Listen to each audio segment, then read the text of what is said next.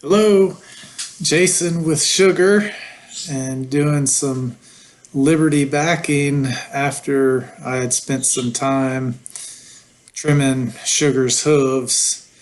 Every Monday I'll do either her front or back or Allie's front or back hooves, and so this was her day to get trimmed. But afterwards I just do a little bit of Liberty work, or just tiny a bit, but had her come follow me at Liberty. You saw I had her back up, and I have her do a little bit of targeting. And well, right here I speed up my pace and I slow down to make sure that she's in tune with me and not gonna she's good with accelerating and decelerating.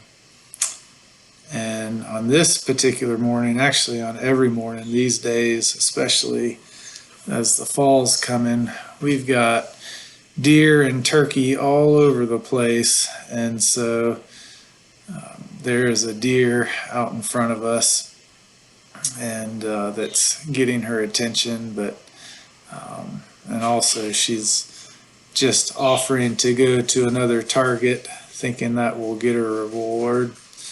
But here she gets that, sees that deer up in the pasture, but she lets me put the halter on, and we'll call that a day after trimming her hooves. But just a little bit at a time, that's how we roll.